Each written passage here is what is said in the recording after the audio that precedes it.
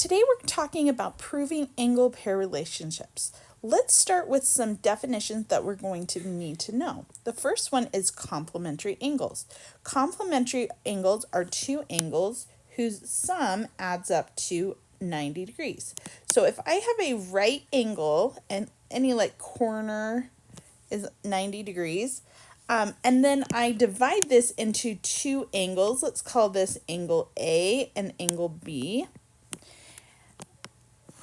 Then the measure of angle A plus the measure of angle B has to equal 90 degrees, and these are complementary.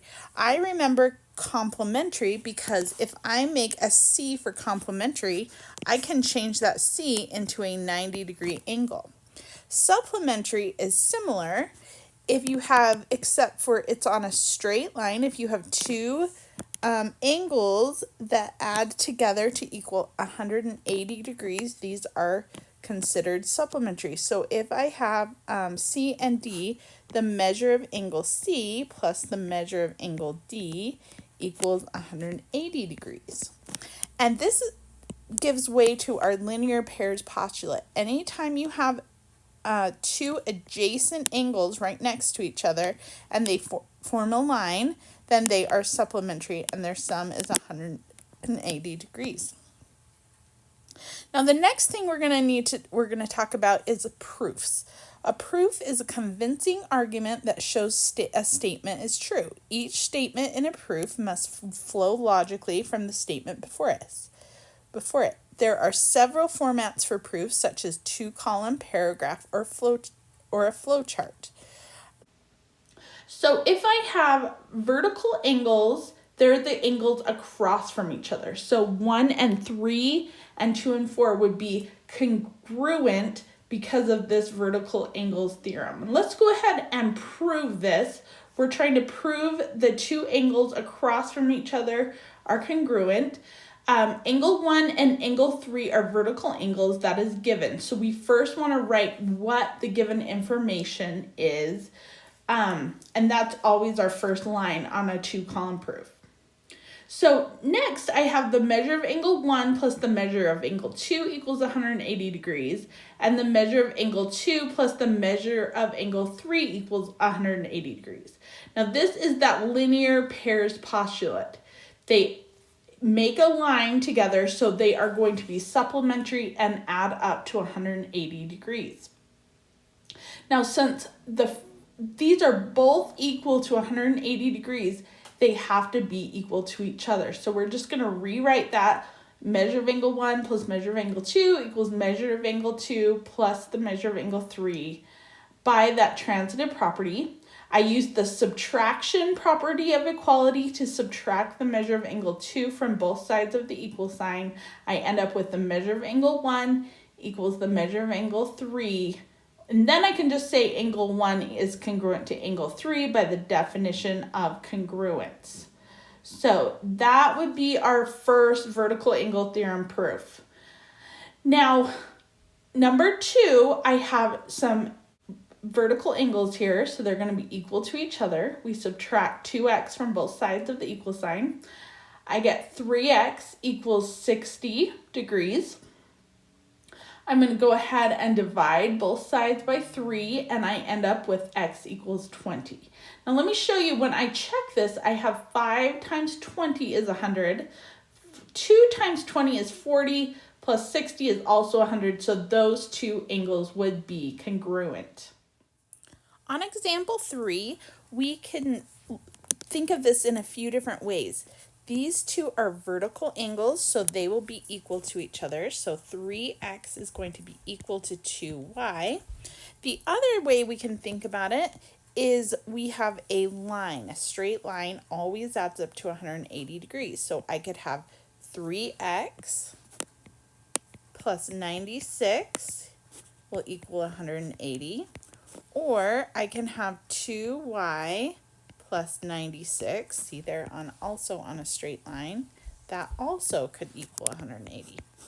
Now, the problem with these vertical angles is we have an x with a y. We can't solve it if we have more than one variable at a time. So I'm not going to use this one at the moment. I will take either one of these two. Let's take the 2y. We minus 96 from both sides of the equal side.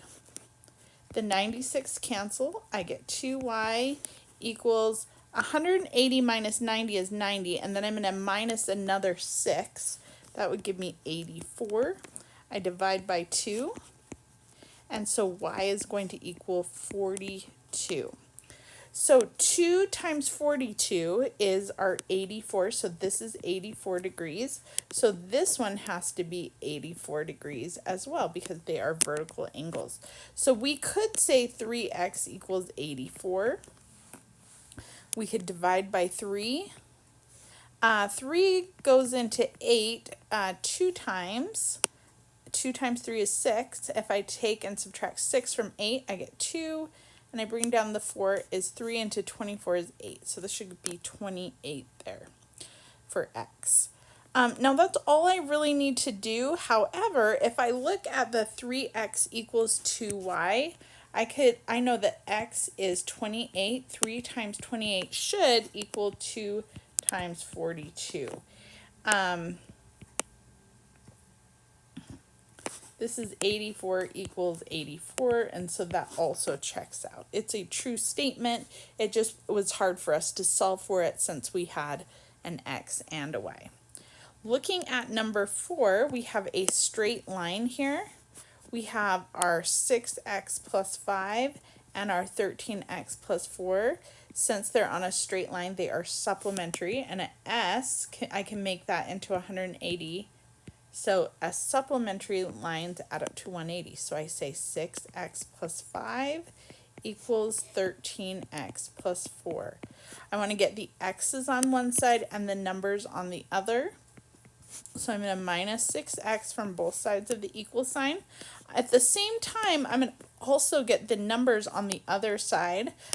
Since I brought the 6x to the right, I'm going to take the numbers to the left. So I'm going to minus 4. So 5 minus 4 is a 1. 13 minus 6x gives us 7x. I divide by 7. And so my x is going to equal 1/7. And it is perfectly fine to have fractions in our answer. Okay, let's look at this proof. We're going to be starting with a statement and reasons chart. I'm going to put an S for statements and R for reasons. Now we always start with the given information.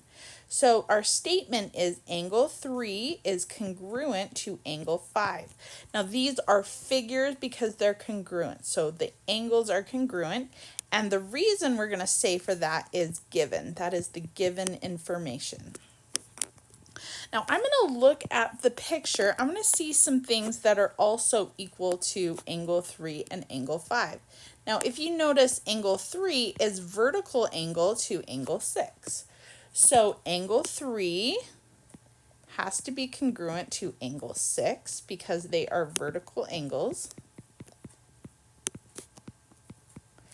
And then I also see that angle 2 is vertical to 5. So I'm going to put that on the same line. Angle 2 is congruent to angle 5. That is also a vertical angle. Now we're trying to prove that 3 is congruent to 5. Well, now I know that. So what I'm going to do is I'm going to use substitution. I'm going to take angle 3 is congruent to angle 5, and instead of angle 3, I'm going to put angle 6, and instead of angle 5, I'm going to put angle 2. So I'm going to say that instead of angle 3, I'm going to put angle 6 is congruent to angle, instead of angle 5, I'm going to put angle 2. This is going to be because of substitution. Now the symmetric property says angle 2 is congruent to angle 5. It's A equals B, so B equals A. This is symmetric.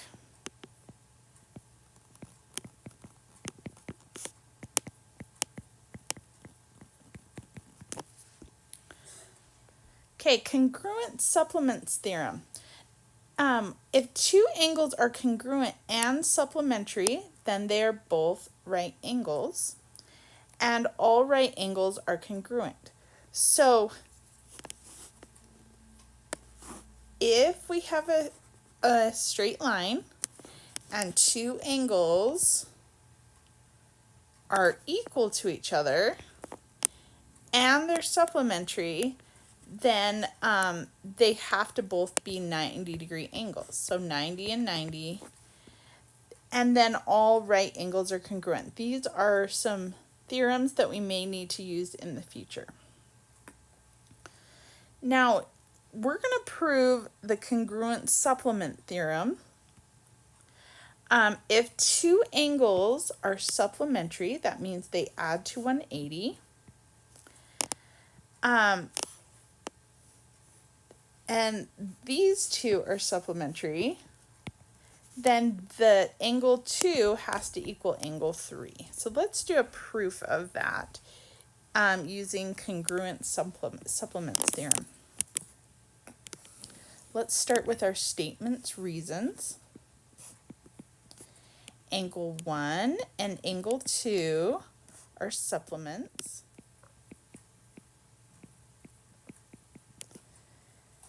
And angle 3 and angle 2 are also supplements. So that is the given information. Okay, so let's use the only thing we have that is that they're supplements.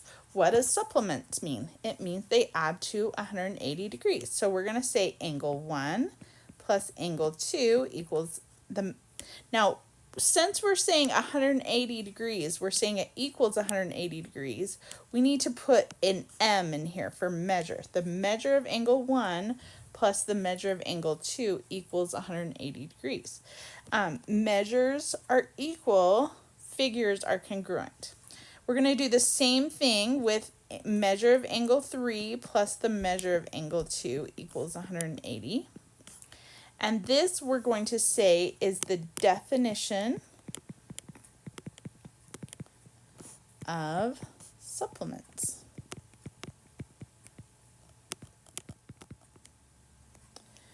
Now, since measure of angle 1 plus the measure of angle 2 is equal to 180, and 180 equals the measure of angle 2 plus the measure of angle 3, we know that the measure of angle 1 plus the measure of angle 2 equals the measure of angle 3 plus the measure of angle 2. That is because it made a train. It's the transitive property.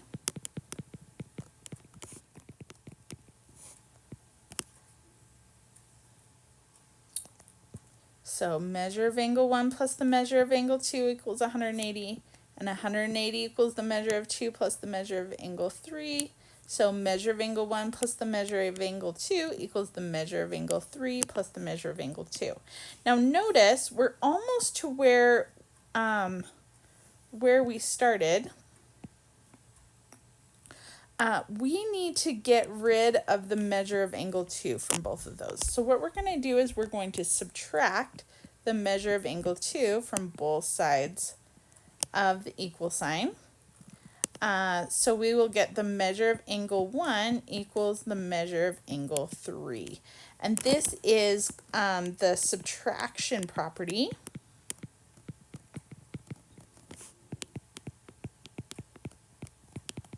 Of equality. Now it almost looks like what we're looking for.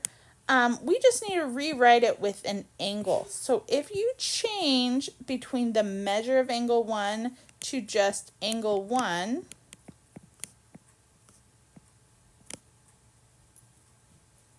then we're just going to say that those are congruent angles. So you could say the definition of congruent. The measure of angle 1 is just equal to angle 1. Okay, now number 7, we're going to use a paragraph proof for angle the vertical angles theorem, we're going to use the congruent supplements theorem that we just proved here. So since the measure of angle 1 plus the measure of angle, let's start with the given. Given that angle 1 and angle 3 are vertical angles,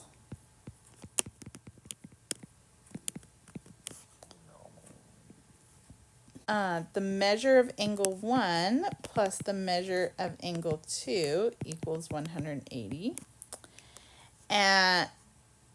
And the measure of angle 2 plus the measure of angle 3 equals 180.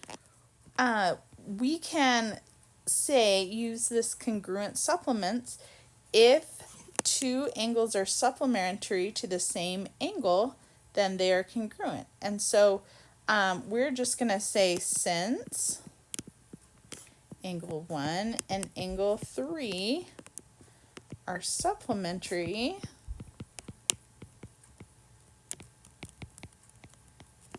they're both supplementary to angle 2, they are equal to each other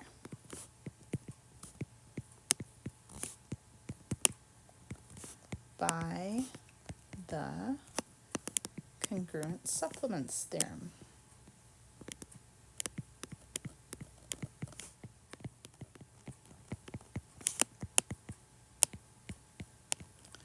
Now, and so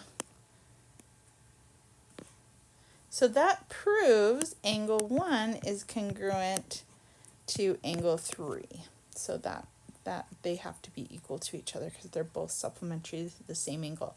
Now we proved this vertical angles theorem this way, and we also proved it at the beginning right here using the vertical angles theorem.